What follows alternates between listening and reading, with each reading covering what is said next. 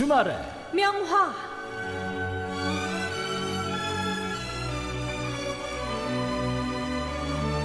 쓸쓸한 이 가을, 우리의 허전한 마음을 채워줄 명화 한 점.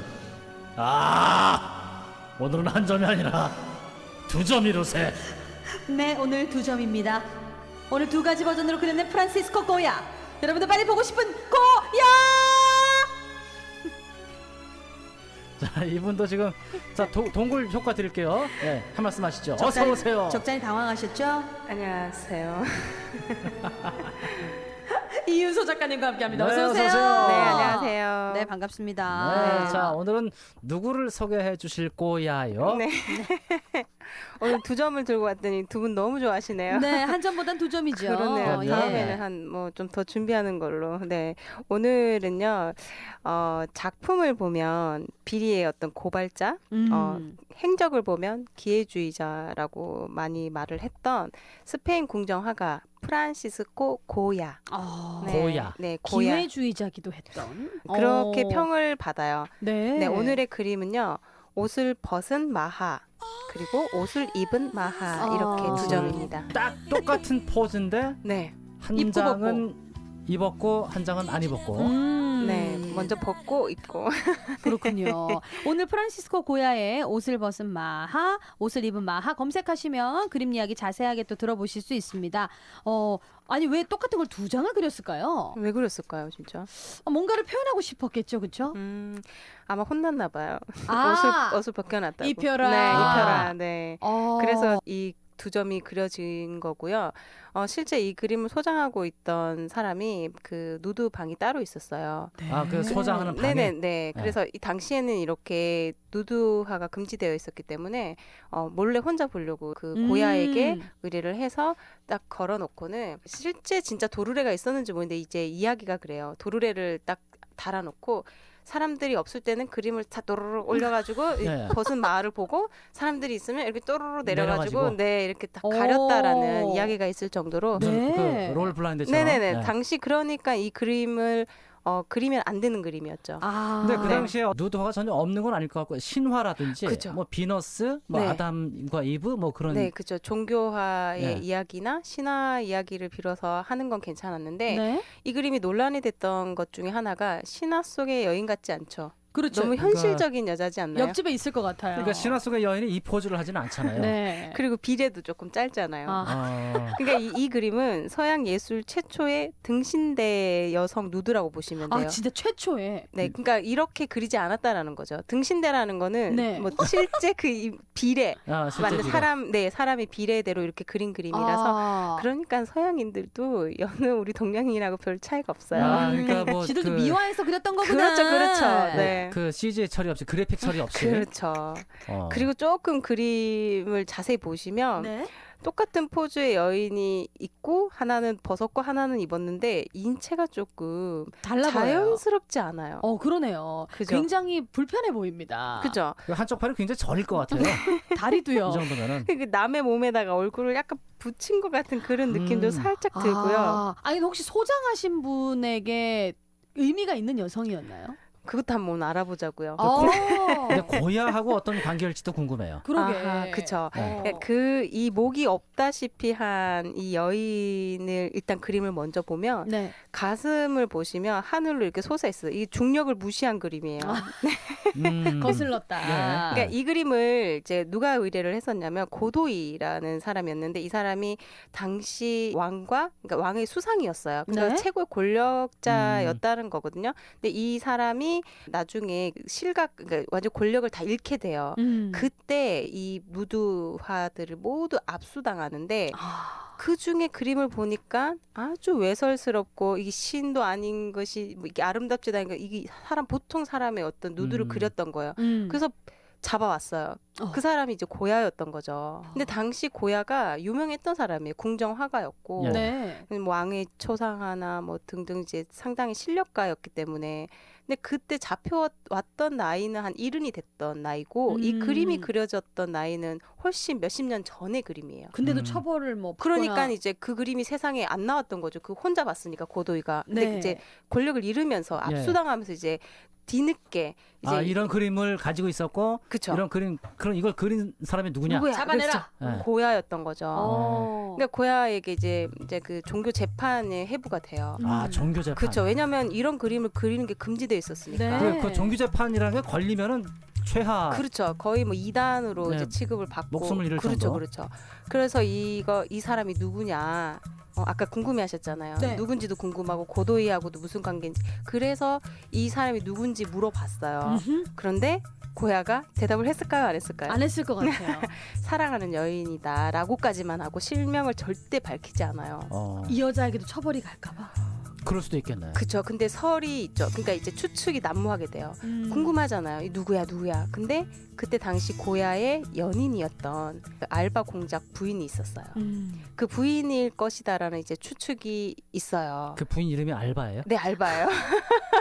그 모델을 알바. 아니에요. 네. 실제 이름이 알바. 이름이 알바. 그렇죠. 그 상당히 명문가 집안이었는데 시간이 지나서도 이런 추측을 꼬리표가 다 따라오니까 가문 입장에서는 이게 망신이거든요. 그렇죠. 네. 그렇죠. 그러니까 이거를 어떻게 좀 아니라는 거를 밝혀보고 싶다 해서 유해를 발굴해요. 그러니까 무덤에 있는 사람을 그렇죠. 꺼낸 거예요? 그렇죠. 그 법의학자에서 뭐에서 뭐 요즘 뭐 얼굴 이렇게 할 수 있잖아요. 네. 그런데 명확하게 밝혀질 뻔했으나 일단은 처음 이거를 발굴했던 사람이 뭐라고 했냐면 상당히 좀 비슷하다라는 말을 했으니까 그 이후에는 이제 중지시켰나 어떻게 됐을 거예요. 일단 그 가문에서는 골격이나 이게 알바 부인이 아니다. 그렇게 그냥 확신을- 정리를 마무리를 했을 것 같은데. 확신을 가지고 의뢰를 했는데 네.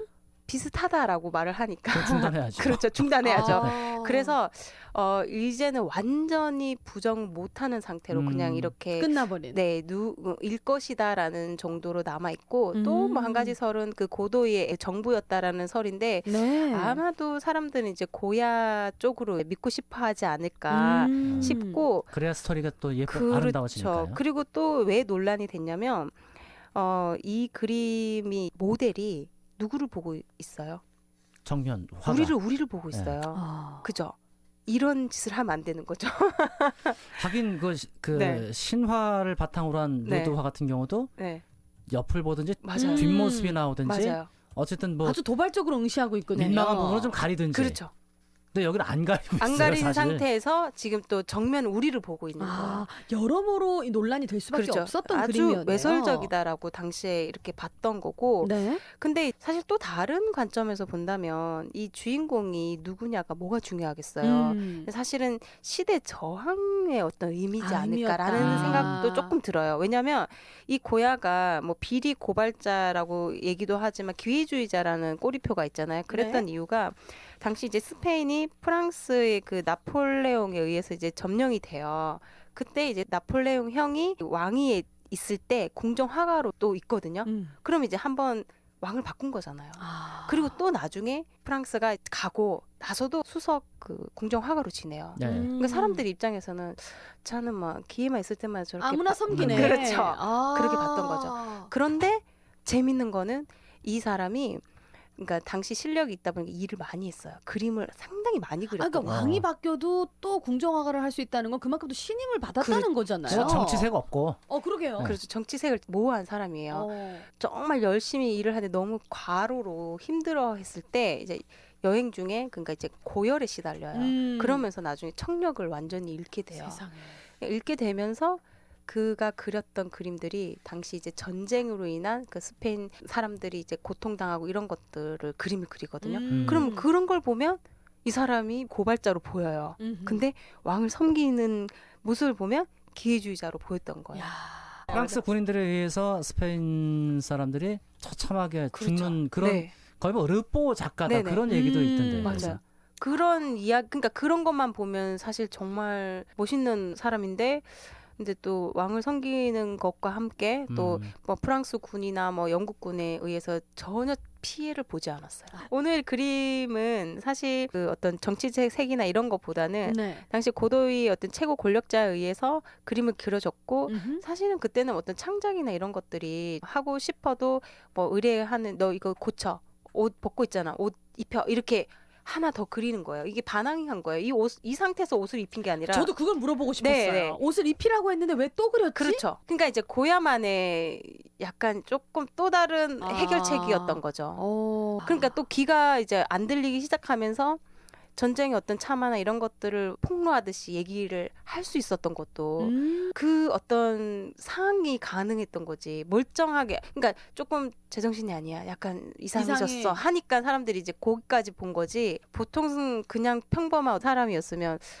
당장 심판을 받지 않았을까. 네. 그래서 종교 재판에서 어떻게 살아났을까요? 근데 이 그림이 다행히도 시간이 지나서 이단적인 그런 게 아닌 시대적인 어떤 평가를 받다 보니까 압수당했다가 조금 많이 훗날에 네. 다시 돌려줘요. 그 페르난도 7세에게 이제 그림이 돌아가면서 그러니까 이 그림에 대한 부정적인 그런 이야기보다는 어떤 작품으로 그냥 이렇게 이해를 하게 된 거죠. 그 작품의 네. 예술성에 그렇죠. 집중하는 거네. 이런 내용들을 전혀 모르고 봤을 때는 그냥 못 그렸다.